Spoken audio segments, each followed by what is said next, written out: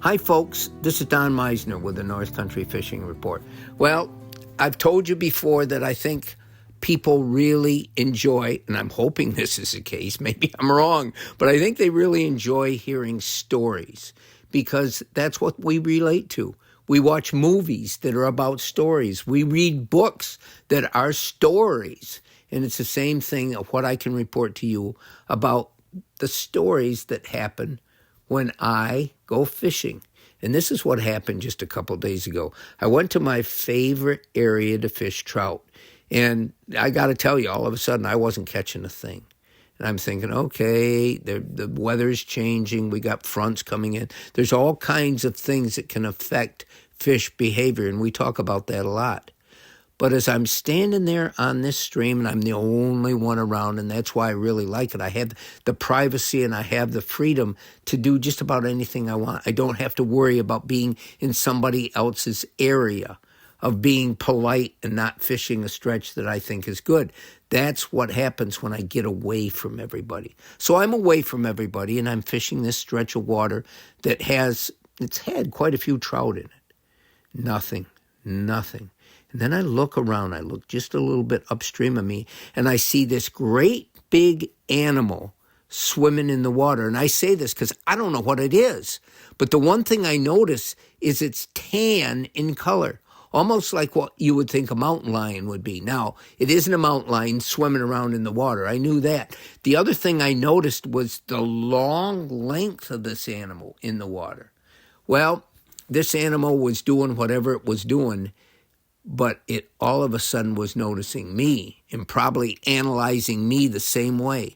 And while it was down maybe 70 feet from me, down current, it turned and it started swimming right towards me. And I'm thinking, what in heck? It's watching me. It's coming towards me. And so I backed up a little bit along the stream, and I'm thinking, okay, I didn't come here to tangle with animals. I came here to try to catch fish. And it gets closer and closer. And so I walked back upstream a ways because I figured, well, this is your area, buddy. And then I heard the sound, this gigantic splash, like somebody that weighed 300 pounds had just jumped in the water. And I knew then what I had been looking at. I've been looking at this monster beaver. Now, I didn't think beaver came in that color. Seriously. I called my buddy Dave about this, who is downstate now, and I said, Dave, through all your life out in the woods and on the water, have you ever seen a tan beaver? He said, no, I haven't. I said, I didn't think they came that color. This one was a big one. And this one, I came home and I talked to my wife, Linda, and I said, Linda, this is what happened. And I'm explaining how when I heard it make that splash sound, and she wasn't aware of that. And I says, well, almost everybody knows that when beavers are mad, they'll slap their tail. Their tail is shaped so that they can raise it and come down on the water, and it makes such a loud sound that that's their way of trying to tell you, get out of my area. And she didn't know that. She said, you ought to tell people that. So for any of you listening that don't realize that that's what beaver do. Now, obviously, we know that beavers dam up water. They're driven by the sound and so forth.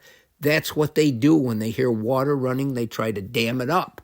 And they can create all kinds of problems. And in some cases, they can make things maybe a little better for the wetlands. I don't know. But beaver also, their way of defending their area is with the sound of force. That sound sounds scary. And so things back off. Now, this beaver was upset because I was there. That's why it's splashing the water to tell me, get out of my area. Maybe it had young. Maybe that's just what they do, defend what is theirs. But I thought you'd be interesting to hear this because honestly, that I've never seen a beaver that color.